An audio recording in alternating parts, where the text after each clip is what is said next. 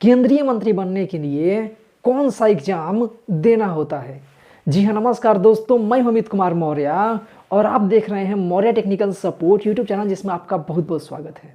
दोस्तों, मेरे पास एक कमेंट आया है जिसमें यह पूछा गया है कि केंद्रीय मंत्री बनने के लिए कौन सा एग्जाम देना होता है, यानी कि कौन सी परीक्षा देनी होती है। तो मैं आपको बता दूं कि केंद्रीय मंत्री बनने के लिए यूपीएससी या एसएससी की तरह कोई एग्जाम नहीं देना होता, बल्कि केंद्रीय मंत्री बनने के लिए राजनीति में आना पड़ता है। ठीक है, किसी भी व्यक्ति को केंद्रीय मंत्री बनाने का अधिकार भारत के प्रधानमंत्री के पास होता है। ठीक है, जैसा कि हमने कई वीडियोज में बात की है कि संविधान के अनुच्छेद 75 यानी कि आर्टिकल 75 के अनुसार भारत के प्रधानमंत्री की नियुक्ति राष्ट्रपति के द्वारा की जाती है और अन्य मंत्रियों की नियुक्ति राष्ट्रपति प्रधानमंत्री की सलाह पर करते हैं। यानी कि प्रधानमंत्री जिस भी व्यक्ति को केंद्रीय मंत्री बनाने की सलाह राष्ट्रपति को देंगे, राष्ट्रपति से जिस भी व्यक्ति को केंद्रीय मंत्री बनाने की सिफारिश करेंगे, उस व्यक्ति को राष्ट्रपति केंद्रीय मंत्री के रूप में नियुक्त कर देंगे। ठीक है, यानी कि प्रधानमंत्री की नियुक्ति राष्ट्रपति करेंगे और अन्य जितने भी मंत्री होंगे उन सभी की नियुक्ति प्रधानमंत्री की सलाह पर राष्ट्रपति ही करेंगे। ठीक है, लेकिन राष्ट्रपति उसी को मंत्री बनाएंगे जिसको मंत्री बनाने की सलाह प्रधानमंत्री देंगे। ठीक है, तो अगर कोई व्यक्ति केंद्रीय मंत्री बनना चाहता है तो उसके नाम की सिफारिश, उसके नाम की सलाह जब प्रधानमंत्री राष्ट्रपति को देंगे तभी राष्ट्रपति उसे केंद्रीय मंत्री बना सकते हैं। ठीक है, इसके लिए यानी कि केंद्रीय मंत्री बनने के लिए यूपीएससी की तरह या एसएससी की तरह या रेलवे की तरह कोई एग्जाम देने की ज़रूरत नहीं होती है।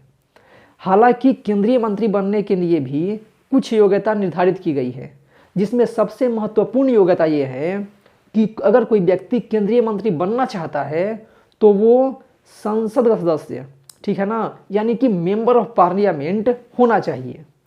अब चाहे वो हो सकता है कि लोकसभा का सदस्य हो या यह भी हो सकता है कि वो राज्यसभा का सदस्य हो,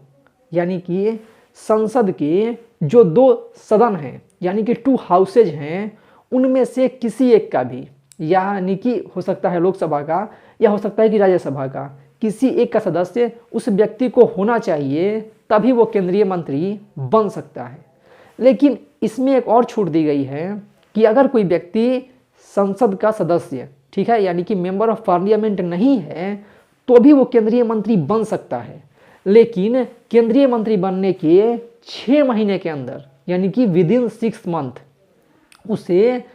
पार्लियामेंट का मेंबर बनना होगा, तभी वो केंद्रीय मंत्री के पद पर रह सकता है। ठीक है, ये क्या है, उसकी योग्यता है। तो अगर हम सीधे शब्दों में समझें तो अगर कोई व्यक्ति, मान लीजिए आप या हम, कोई भी केंद्रीय मंत्री बनना चाहता है तो सबसे पहली बात यह है कि उसे मेंबर ऑफ पार्लियामेंट होना चाहिए,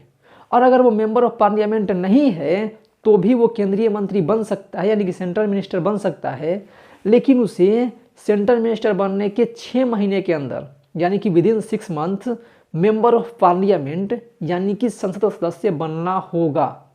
और किसी भी व्यक्ति को राष्ट्रपति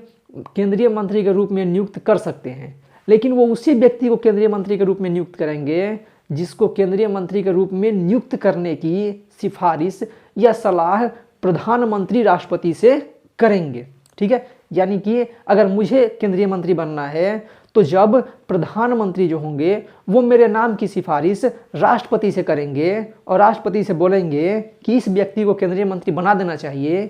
तभी मुझे राष्ट्रपति जो होंगे वो प्रधानमंत्री के सलाह पर केंद्रीय मंत्री के रूप में नियुक्त करेंगे। ठीक है, अगर प्रधानमंत्री सलाह नहीं देते हैं, किसी का नाम नहीं बताते हैं, तो अपनी मर्जी से राष्ट्रपति किसी भी व्यक्ति को केंद्रीय मंत्री नियुक्त नहीं कर सकते। ठीक है, मतलब कि केंद्रीय मंत्री नियुक्त करने की जो पावर है वो राष्ट्रपति के पास है, लेकिन वो उसी को नियुक्त करेंगे जिसकी सिफारिश प्रधानमंत्री करेंगे। अगर प्रधानमंत्री सिफारिश नहीं करते हैं तो राष्ट्रपति खुद से किसी व्यक्ति को केंद्रीय मंत्री के रूप में नियुक्त नहीं कर सकते हैं।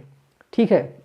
ये वाला जो पॉइंट है वो थोड़ा सा समझने वाला है क्योंकि बहुत सारे लोग समझ सकते हैं कि जब राष्ट्रपति नियुक्त करते हैं तो फिर राष्ट्रपति का अधिकार हो गया। अधिकार तो मतलब वो तो है कि राष्ट्रपति नियुक्त करेंगे, लेकिन उसी को नियुक्त करेंगे जिसके नाम की सिफारिश प्रधानमंत्री करेंगे।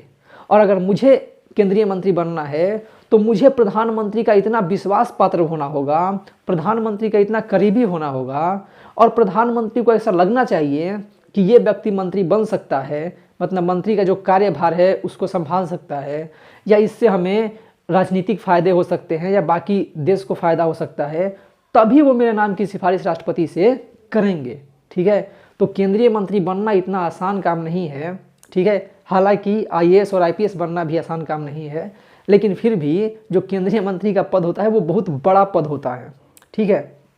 तो अगर आप केंद्रीय मंत्री बनना चाहते हैं तो इसके लिए आपको राजनीति में आना होगा, राजनीति के दांव पे सीखने होंगे, और फिर जो व्यक्ति प्रधानमंत्री बनने वाला है या प्रधानमंत्री आपको लगता है कि बन जाएगा, उसका इतना करीबी होना होगा कि जब वो प्रधानमंत्री बने तो आपको वो अपनी टीम में रखे, अपनी मंत्रिपरिषद में रखे और आपको अपना मंत्री बनाए, तभी आप केंद्रीय मंत्री बन सकते हैं।